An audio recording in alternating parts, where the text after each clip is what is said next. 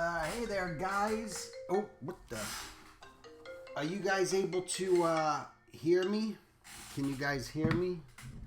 I believe I am streaming, I think. I'm just going back over to the chat. Is it on? Let me see. Elapsed time, it says. He is online. Hey, Mantis, can you hear me? Are you able to? Yay, it started. Yes. Yep. Okay, awesome. Cool. So you guys can just see the screen right here where it's got the little bit of the pink on there. You see me just draw a circle through there. I'm gonna move my screen up here. Ooh, all good, man. Oh, okay, I see it. I had to scroll up. I'm on two different monitors here. That's why. Hey guys, anyway, hello. This is just an impromptu thing, just for fun, just because I had an itch for drawing and talking, I guess. So here we are. But I thought it'd be fun just to go through one of the pages of my book, just because I get some people that have asked me, hey, can you elaborate more on certain things that you've written in your book? So I thought, hey, you know what, why not? That'd be fun. So what I'm just messing around with today is, if you guys have a book, you guys can look on page 23, and that was discussing just unconscious doodling. And I just think it's very important just to do it. You know, a lot of the times we're always using reference, or we're thinking of just a real specific scenario, and it's oftentimes human-based, and we're trying to be accurate, and we're doing all that sort of stuff.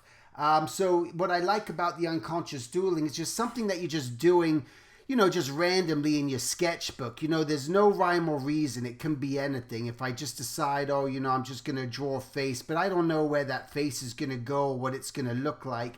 And that's where the unconsciousness comes from it. Again, it's just working on that just super rough, you know, idea. It's just, you just sort of like draw anything and move to the next thing. Maybe you're just saying, hey, I want to draw, you know, faces, and that's what I want to do. And then you just, you know, you've given yourself almost just like that little bit of a target, something to kind of draw upon, and start with that. And that's where the unconscious doodling aspect just really starts to come into play, and it gets creative in the way, because you end up drawing things that you might not usually draw if you were just consciously really thinking about it. And that's why I do it. And oftentimes I'll do it when I'm working on my character designs as well.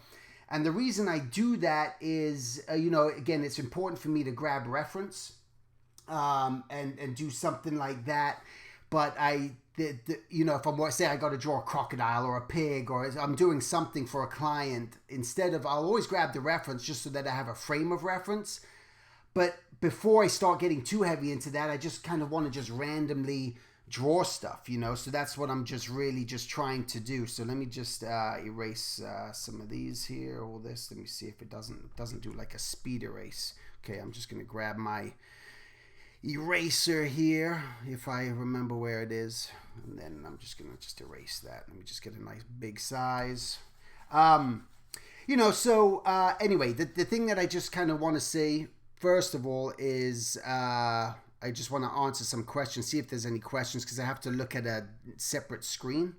And I just, oh, come on. What just happened there? I hit buttons all the time, and I'm so computer illiterate in many ways, and I try to set up my things on the side of my Cintiq, and it's, you know, doesn't always go so great, but that's all right. All right, let me see. Okay, I got that brush. Anyway, I'm just going to go over here real quick, just see if anyone had a question, because I got to look. I don't have the thing up. Let me see here. Hi, Stephen. How can I buy your book? I live in Colombia.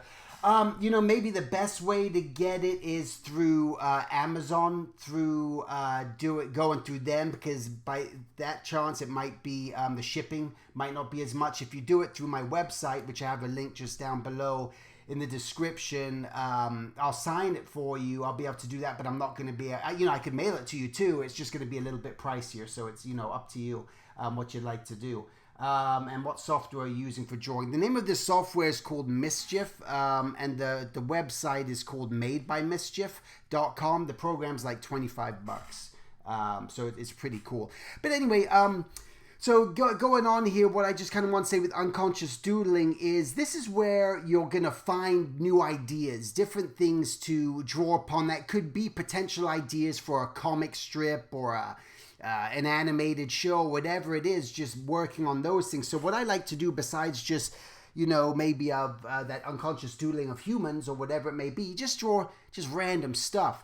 But I think it's important to have an idea. So maybe the idea is a pig. Okay, so that's what you're going to almost just like list in your head. But then I think it's important just to make sure whenever you're designing a character, don't just arbitrarily draw a pig. I think it's so important to at least know a little bit about the personality. If you know something about the personality, then it sort of leads to new ideas, so you don't feel like you're just drawing generic things all the time. And then you can add some more expressions. Let me see, Amazon, not the Jungle Buddy. So the thing is, let's just say, I don't know, maybe he's a timid pig. Is a shy little pig or something, or is timid, or maybe is somewhat timid, but, I'm going to go for a few different expressions. I really don't want to limit myself, but timid, maybe afraid. Anyway, let's just start with that. So this is where it just comes in, just that random unconscious doodling where you're just sort of drawing. And that's all I'm doing here. I don't have anything in front of me. I don't have any pig reference in front of me. But again, what I'm just want to think about, I just want to think about maybe my shapes. I'm just playing with my shapes here. Of course, I always like to, a lot of times, like if you guys have gone through my book, you'll see that I like to talk about the importance of angles and getting angles drawn in the book. Because not in the book, in your drawings, in your designs, because it just starts to breathe instant life into the pose. Maybe that ear's down, but you see, and this is almost like where I leave it. That just becomes an idea. That's just sort of one idea, but I don't know. Let's just see what other shapes, and that's something I just kind of want to play with, because maybe you end up drawing something just very wacky that again you wouldn't have thought maybe is looking too much like a cow. Now just a little bit, and that's okay. Again, I'm experimenting, so here maybe by throwing those ears on the side, might help. Maybe giving this guy just a little bit of a bigger belly and that smaller head through there, might help just a little bit. Again, just throwing it all in there, going, I got to get rid of those. That's not very, pig-like.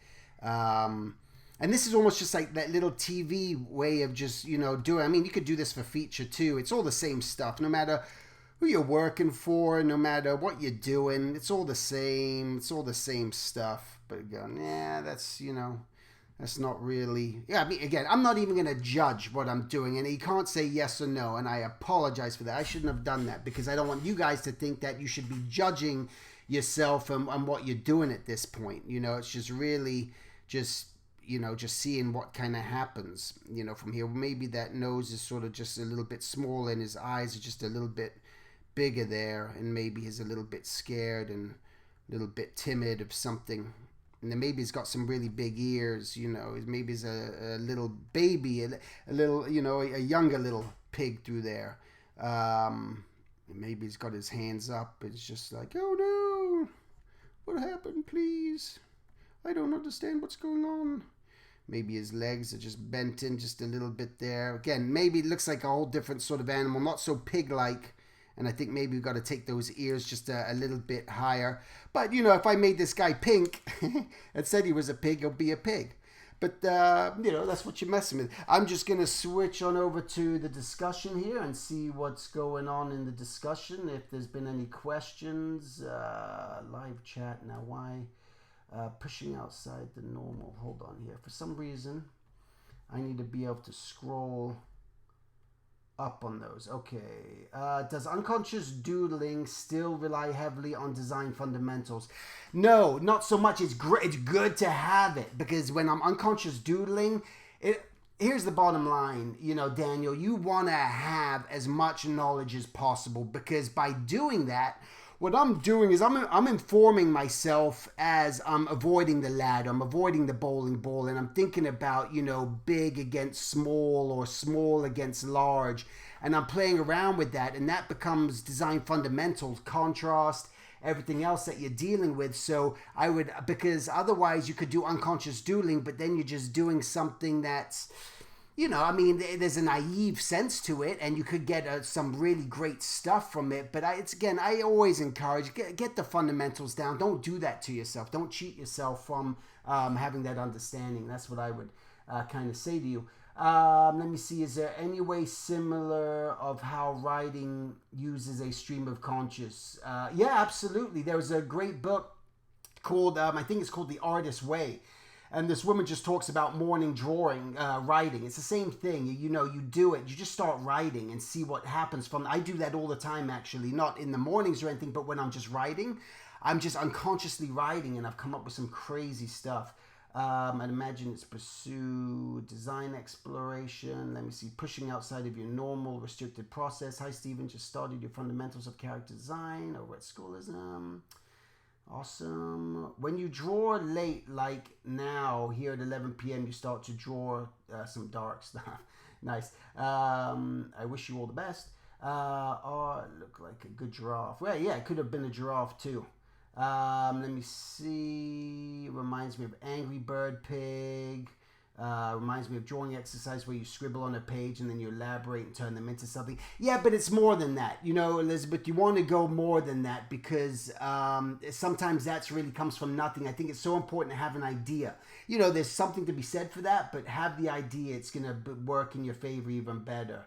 And then let me see what we got going in here. All right, cool. So, you know, that was just like messing around with a little pig aspect there. Let me just switch on over here. I'm gonna want to switch the canvases. Hold on here. Just want to select that so I have the same Command T, getting Command C, and then I want to make a new layer just right there and do Command V. Oh, and then I can get rid of that, and then this title, so people know what we're doing. If they're coming in late, can see what we're doing. All right. Okay, so let me do another layer here. Okay, so let's say I don't know, guys. Give me something. Give me something to draw, and I'll just do some unconscious doodling and see what happens from it. So go ahead and shout it out here, and let's see what we have going on. All right. Let's see. Type away. Type away.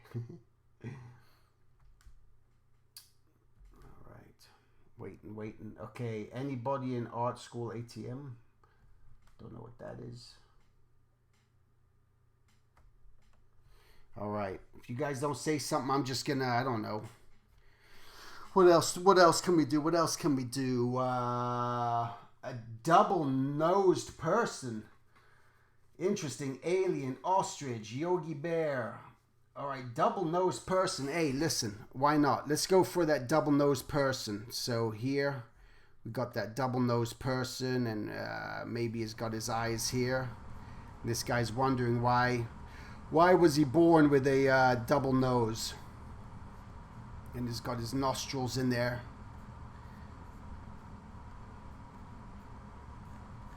So this is a double-nosed person. A double-nosed person, maybe they got the nose like this, and then maybe it goes like this again on that side, and it's just huge. And he's got his nostrils right there, and then we got his eyeballs over here. See what I'm saying? When you start to just go sort of like unconscious and you have an idea, well, now this is where we start to sort of make it into an alien of some sort, right? So we could do that. So now it becomes a little alien creature, you know, and let's get his mouth in there. So what I'm thinking about, even as I'm doing this, and just so that you guys know, as I'm explaining this, what I wanted to do is contrast that too. I'm thinking I got this size, and then I got this size, and then I've realized I don't just kind of want to have the mouth that same size too. So what I'm playing around is with the contrast. So I wanted to maybe, you know, do something just a little bit there, and maybe this guy has, you know, a few ears, you know, on him too. again, as you're doing this, you're not trying to find, you make beautiful, perfect drawings. You're just having fun and seeing, you know, what can come from that. All right. Let me see. I feel like it's food prep just because you could smell two things. All right. Let me see. I got to go up on the thing here. All right, he had parents sniffing in opposite direction, double nose buddy, pirate, space cowboy, Christmas elf, Doctor Who, girl, cat, Trump, llama. Oh my God, there's so many things here. Holy moly. Okay, let me see. Now, you know what's interesting? So he said a llama. Now, I can't remember what a llama looks like. I'm trying to envision it in my head. I got no reference, and this is, you know, the thing that I'm trying to do. So maybe I'm just going, let me see what maybe a llama might look like. I think maybe they got a long neck there. I do remember them having sort of like big teeth through there. I think maybe they got some bushy hair up here.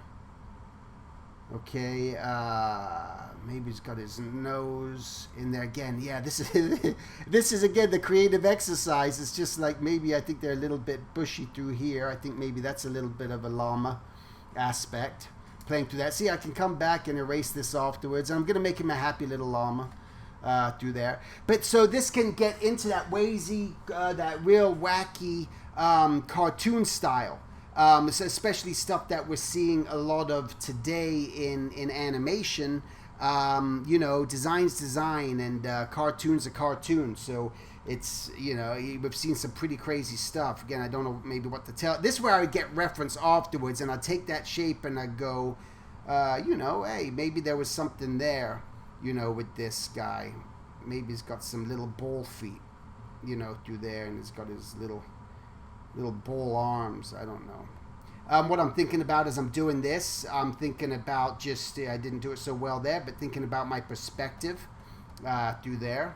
All right, it's something else that we talk about in the book. It's just so important just to make sure you have those ideas. I'm thinking about breaking up all my shapes as I'm doing this, and this is where the design kind of comes in with this. All right, so that's one idea for a llama.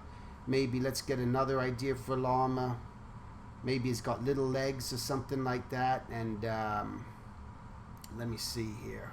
Again, I'm still going with that. I just feel like his head is big. Maybe I'm going to pull that down just a little bit more. Still make him smile just a little bit. Maybe I'm going to make this guy's eyes just a lot bigger now. And his llama's got a little bushy top to his head, and then his ears. I don't know. What is that? What is that? A crazy mixed bear, cow, something, you know, in there. Maybe some of that furry stuff again. See what happens there. All right. a little crazy looking thing there. Let's see what else we got going here. In any questions and all that. Let me get back here. The group beware. Llama dressed as Trump. The Hulk when his pants shrunk a little too much. Okay. Llama dressed as Donna. Have you made comics before? What's the difference? What difference are between the concept art process and comics from other mediums? You know, there's no difference. If you're doing comics, I've actually designed characters for comics before, and I go through the exact same thing as animation. It's all the same. Concept is concept. Design is design. People sometimes think that concept design is different from character design, and in reality, it's not. You're doing the same thing. You could call character design concept design, and I just got to come up with concepts, and that's what you. So whether I'm coming up with concepts for backgrounds, concepts for characters, you want to get more specific. So you don't even want to just sort of say that, hey, I'm a concept designer. Well, what does that really mean? Try to get a little bit more, elaborate on what you're sort of aiming for. Let me see. What about a gorilla? Maybe instead of drawing one of our ideas, could you try using multiple at once? Drawing one of our ideas.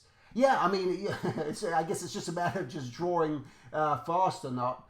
Let me see. Hyena, four-armed person, Trump llama, Indian guru. Let me see here. I don't know. Pirate, space cowboy. Let me see. So let's, okay, let's try to do that. I'm just going to maybe, oops. The requested operation cannot be. Okay.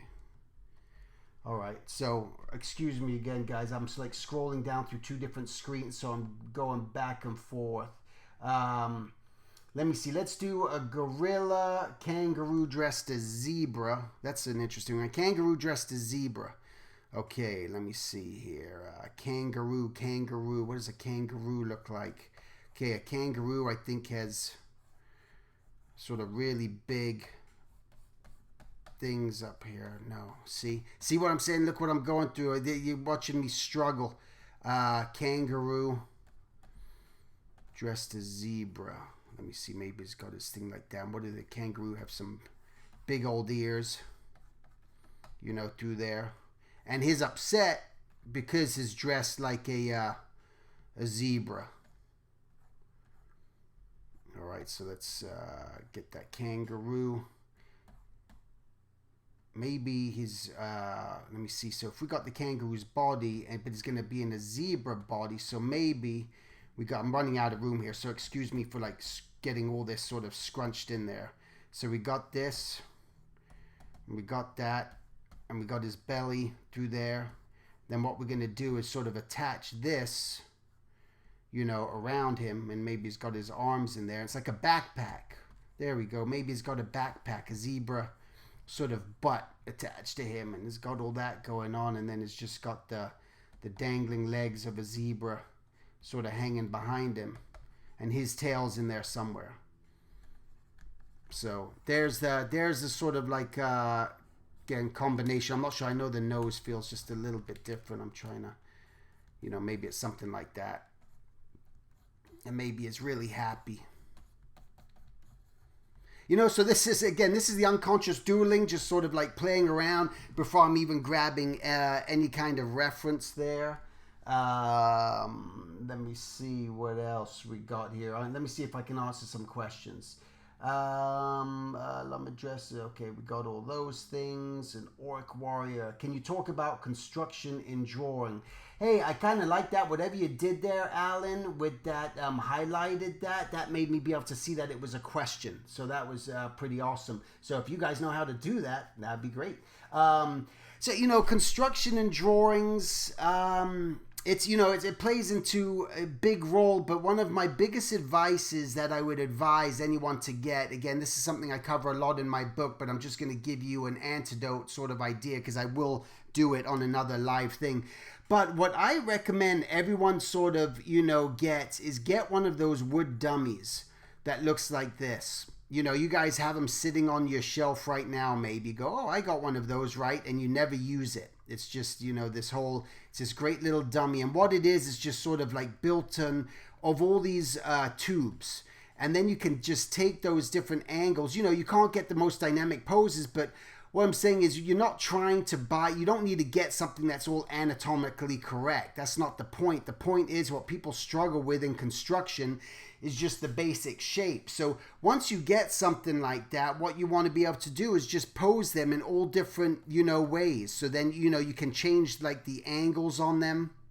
And again, all you're thinking about is the tube shapes that's happening through there, okay? And then from here, you know, I got to think about maybe some sort of foreshortening and things going on within the body. But this is going to help me just get a better understanding of the overall construction, and this breaks down to, you know, the theory of just, you know, the story, the gesture, the design, the forms, and the details through there. And that's what we're starting just to build up, because once you have all this, then underneath that you can start just to, you know, build up your whole character there. From there I you know, I know that all this exists, okay, because all the construction is still there. And now I'm doing even more of a shorthand because I know everything that's going on, because I've gone through this phase so many times that I sort of like know what to do and how to sort of create it. And then we can just start to draw, you know, any kind of character that you kind of want to draw through there, and you start building them up, okay?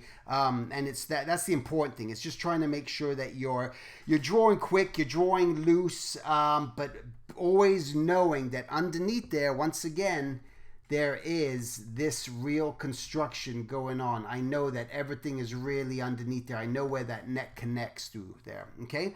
So anyway, I hope that answered your question, Alan. All right. Let's see. Hi, Stephen. My girlfriend is a big fan of yours and you're a big inspiration for she and I. What is a good source of inspiration for you? You know, it's, again, you may have heard this 1,000 times. It may sound cheesy, but it really is. Inspiration is life for me. When I get inspired through photography, when I see people, when I travel, I take so many pictures of people, you know, a lot of times without them knowing it, because God, that person's body shape is so cool that, wow, look what that guy's wearing. Wow, do people actually wear that? And that's the source of inspiration that I get. So that's a big thing for me. A fat dog.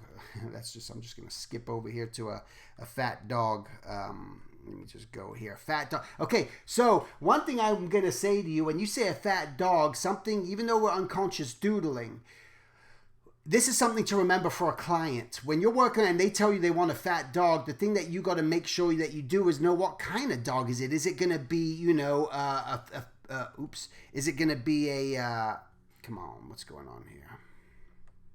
I got to get a new layer.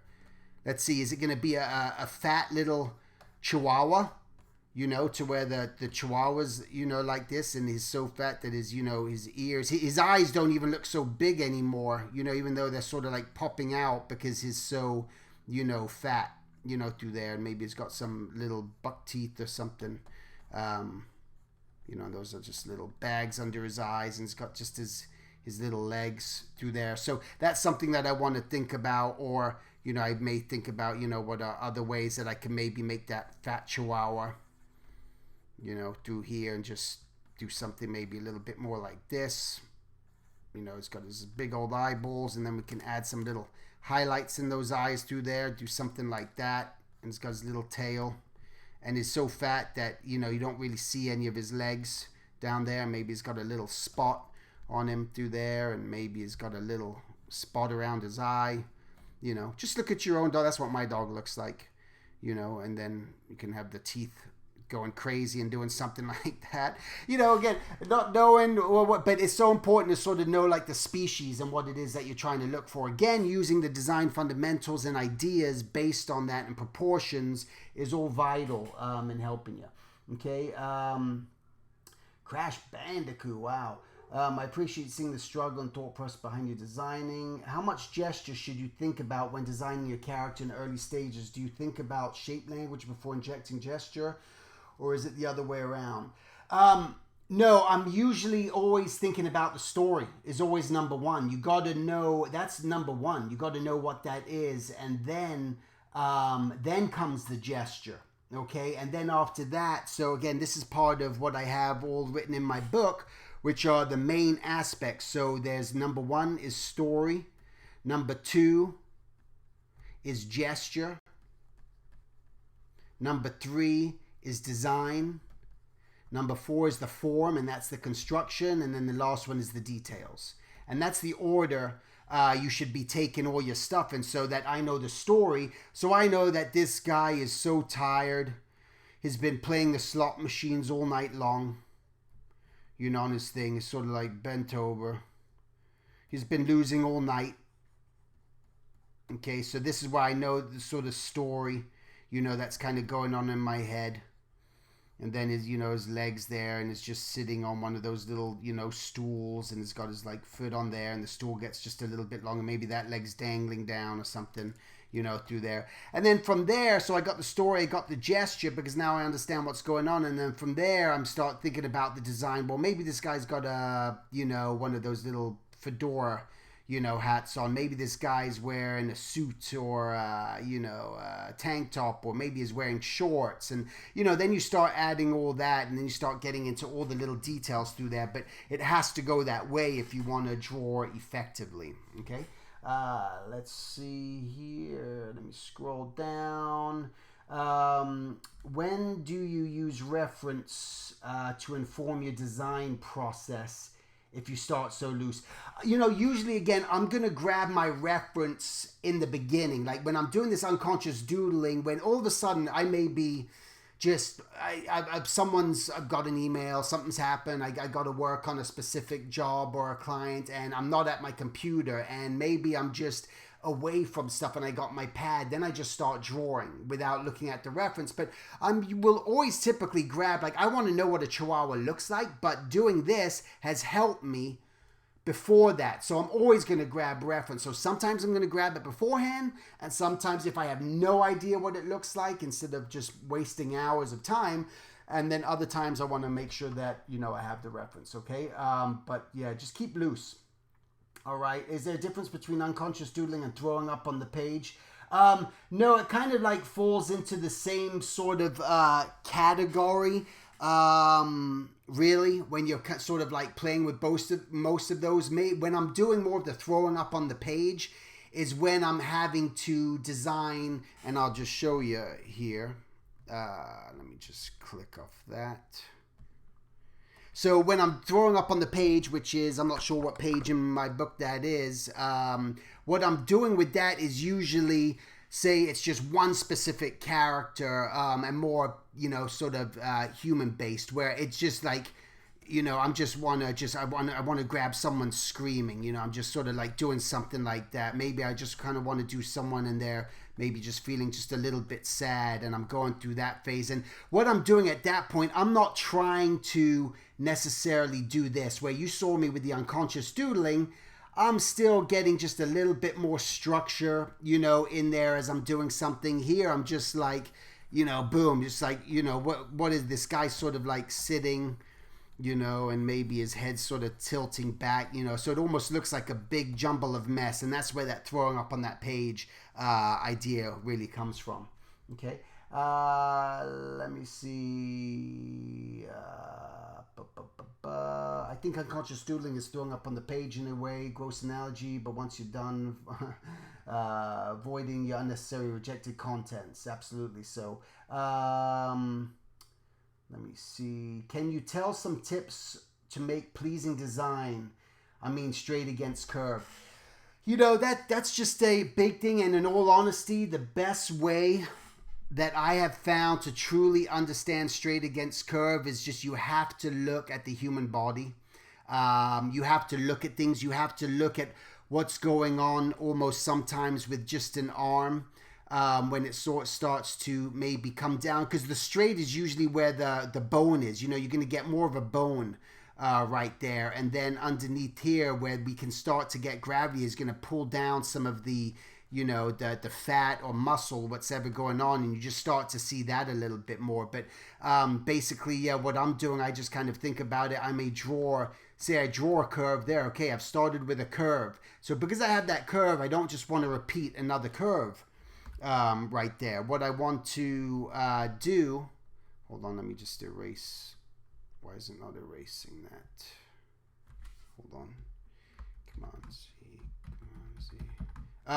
And so from here, now maybe I'm going to go more of a straight. So automatically, I'm breaking up that shape just a little bit more, because we don't want, you know, doing something like this, that's a pattern, and that's forming a pattern in design. But when we're trying to create some sort of, you know, idea and rhythm, you know, something that might be a little bit more appealing, this all of a sudden, just by doing this visually, becomes more interesting than just something like that, because that almost becomes monotonous. That becomes just a ba ba ba ba ba ba. This kind of goes bump bump bump bump, you know, and it takes on a different thing. It's like going, you know, dark against light, dark against light, and that's what we're sort of like playing with in the same way. So that's something just to be conscious of.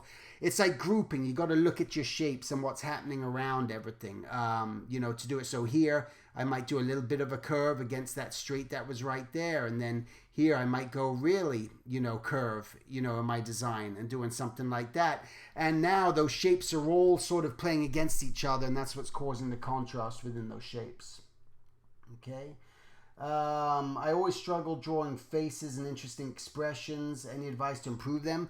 Actually, you know, if you have that trouble, what I'm going to recommend is just, you know, a little plug here too. But if you haven't seen it already, It's called Pose Book 3D. And that's where it's an app that I created with working with other artists. And basically it's taking the structure of a head and you get to manipulate it. And there's characters and you get to turn it in all different directions. But basically you're just understanding just the basis of how to kind of really construct a head in its simplest sort of manner. But you get control of the rotation. So all of a sudden you say, you know, I want to take that face and sort of make it look like it's going, you know, upwards through there. You can just start to create that through there. Okay, so and start just manipulating and moving things around just by blocking in all the different shapes and ideas. And again, what you're sort of doing, you got to keep things, you know, rough and loose, because once you do that, that's what's going to just really help you with your drawings. I still always want to find a center line. Something that's important is know where the eye line, the nose line, and the mouth line are always, and the chin are usually always going to follow in the exact same perspective and direction. So once I understand that, then from there I can just start to manipulate and grab and draw my, you know, my characters however I'm gonna, you know, be drawing my character, right? But yeah, go ahead, check out that Pose Book 3D, and it'll help you that you can manipulate the lighting and everything else. There's a bunch of free content on there too, and videos. Okay, so let's go ahead and see what else we have here. Llama's books are great source of reference. Yeah, I've drawn 1,000 times. It's all the mileage.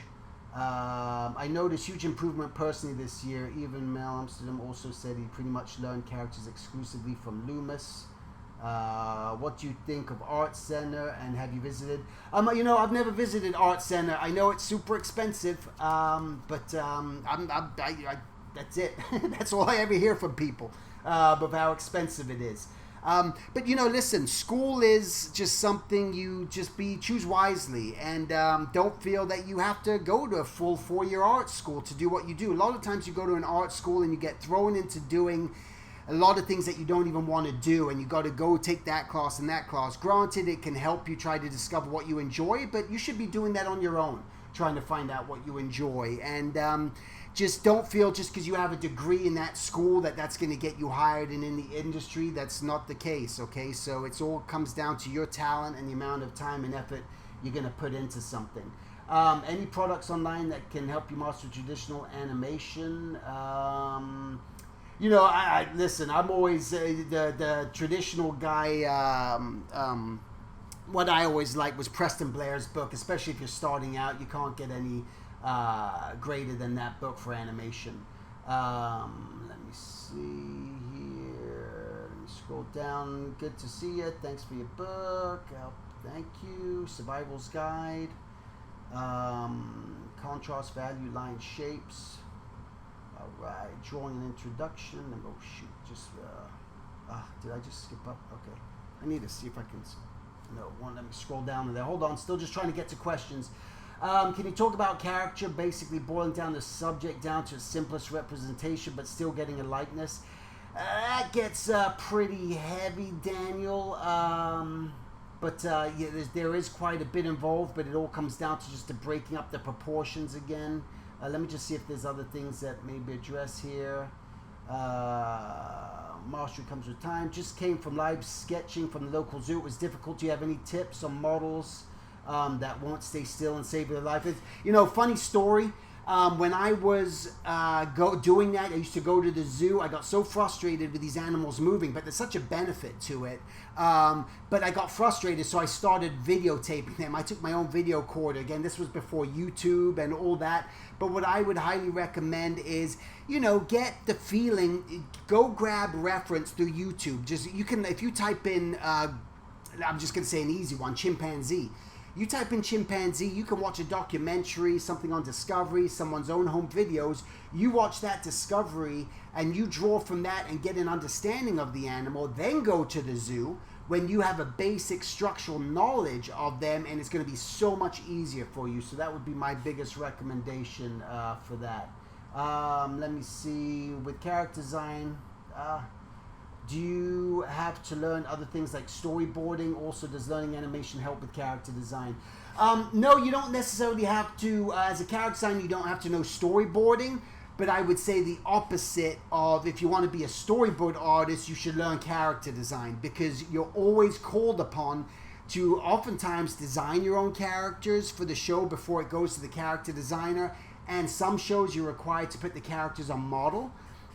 So you got to know the shape language and understand all that. So that's how it works in that way. And does animation help with character design? Absolutely.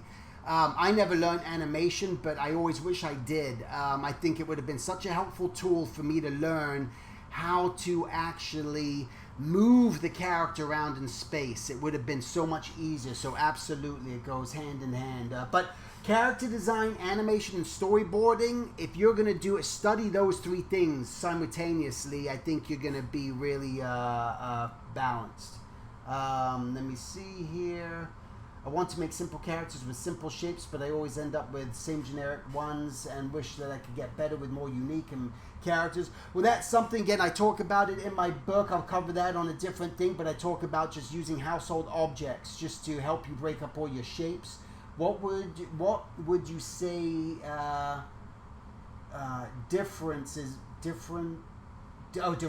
differentiates illustration for animation versus other types of illustration?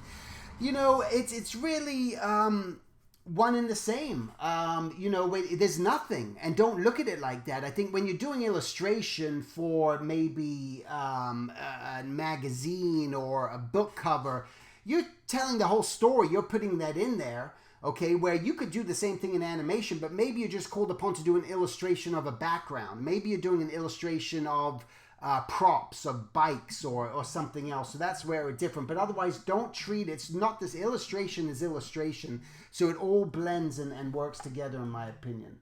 You ever get students? Let me see. I think I went up there. You ever get students that have lots of knowledge about drawing, but just can put the drawing, but can't seem to put the drawing mildly? No, absolutely. That it happens a lot. There's people who, again, it's and vice versa too. Just a lot of people who, you know, can draw really well. And they're drawing all the time, but not put it, you know, but not get down what's in their head on paper. You know what I'm saying? It works both ways. But yeah, you know, you got to make a commitment and you got to decide. And sometimes it's just form. I've always encouraged people, hey, get a drawing group together. Even if you're out of school, get your friends, get your buddies, and go sketching and try to do something. Let's see what else. Yeah, I feel like I know too much about drawing that I don't want to do, but not good enough. Well, I'd say you got to put that to test. You got to make sure that you're putting it down. You know, again, this is just trial and error. Okay, what do you keep in mind when you want to make a clear pose? Negative and positive space, plain and simple. That's the most important thing, is just making sure that whenever you have something, whatever it may be, and I'm just going to draw, you know, this real sort of generic thing right here, you know, and do something like this. It's just that space that happens between there, and that's what you're looking at. But try, when you're using that negative space, don't make everything feel so even, and again, fall into that ladder, you know, idea. Don't just, unless it's getting real graphic, you kind of don't want to do something just like that. You know, it could become a lot more active if you got an angle going through there, and that's what's going to make it just feel just a lot more dynamic, okay? Let me see here. I'm going to start wrapping up here. Question: the scroll bar on the red welcome pop-up in your Postbook app is non-functional. Doesn't cause problem as any app itself. You just can't read your welcome. Oh, okay. Thank you, Mina. I shall check into that. Let me see. Just wanted to say I love your character designs and your insights on the animation. I'm starting to graduate, stuck in a rut and big time, but keep me optimistic. Well, yeah, just keep going, man. Keep going.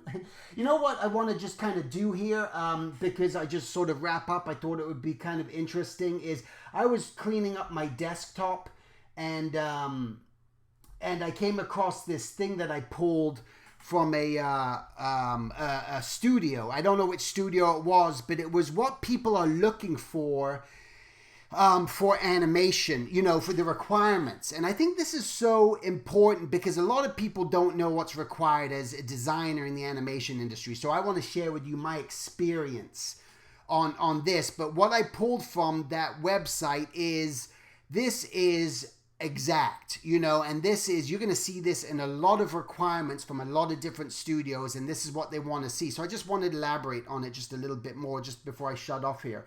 Okay, so number one is you got to review the script of characters needed in a handout, which basically means sometimes you have 2 weeks to develop a show, sometimes you have 3 weeks to develop a show, design a show. Sometimes you have 1 week, depends. But you're going to be given a script, and it's your job to read the script, and basically review what's required. And usually there's going to be a design meeting, a review meeting, so that you're going to meet with the director and the storyboard directors and maybe an art director, and everyone's going to go over in the bullpen usually and discuss what needs to be done for that show, so you have an insight into what's going to be going on. Okay. Number two, I just want to scroll over here real quick. Hold on here. Nope. Just want to make sure there was nothing else. Okay. Number two is resolve design problems with creative supervisors. So that's basically speaks for itself. You're going to be, maybe there's certain things that need to be done, like, you know, we need this kid and he's going to transform into a beast. So, well, maybe I kind of want to know what they're actually thinking. How might they want to storyboard it? How many poses are they needing? How many transition drawings are needed for that? So these are all the different things that you might need to resolve. Ensure deadlines are met. That's extremely important. You know, you got to make sure that you're doing that. And like I said, sometimes you got 2 weeks to design a show, and you may have 100 designs that you need to do. So you got to work pretty fast, okay? Communicate process of work to appropriate production staff. Usually they're going to come to you. The production coordinators are going to come and just want to know how you're doing. What can you turn in? What do you have ready? Ensure all artwork is properly labeled. That's a big thing too. That just makes it easier for the production coordinators when they are usually going to take your designs and get it to the director for review. So you want to make sure that's all correct. Be available for questions. Usually you are. Especially when they're shipping. And when they're shipping, they may be rushing into and go, hey, we need a turnaround of this or a back view of this. We realize we don't have it. So sometimes you got to do things just right on the spot. Assist with special, assist with special projects. You know, sometimes those special projects just could be anything. Maybe they're working on they need some other aspect. They're working on toys or something, and they need a certain view for a toy design they're doing based on the show. It could be something like that, or a title card that might need to be done for the show.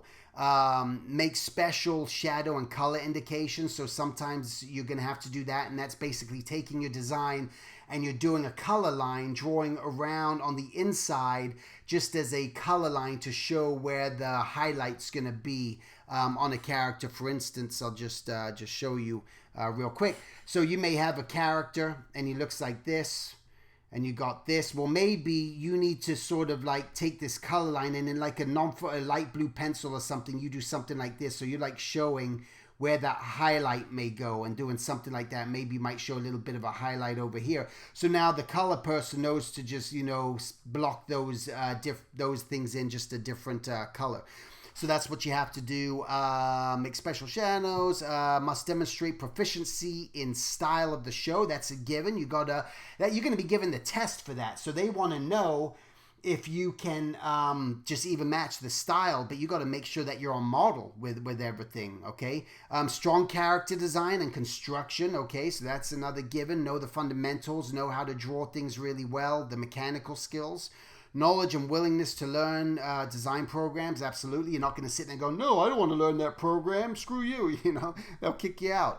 Strong time management, so just be aware of how much time you have to get a show done so you're not turning stuff in late. Work well under pressure. That's, you know, you're going to be thrown sometimes 1,000 things to do at once. So you got to be able to just sort of bounce between those. And that involves multitasking. Required experiences, relevant drawing experience, you know, pretty straightforward, right? And then a BA in fine arts or equivalent work experience highly designed. No one cares about your degree. I'm going to tell you that. I've said it 1,000 times. No one cares what school you went to. No one cares what degree. All they care about is, can you draw? Do you have any experience? Maybe you have no work experience, but you can draw kick ass and you're like doing awesome stuff. Good enough. You're going to be sold to them. So just don't realize that they don't even care. You know how many people have a Bachelor of Arts and Fine Arts but can't draw to save their life? Hundreds, thousands of artists, okay? But they have work experience, so their art is good. So that's what you want to think about, all right?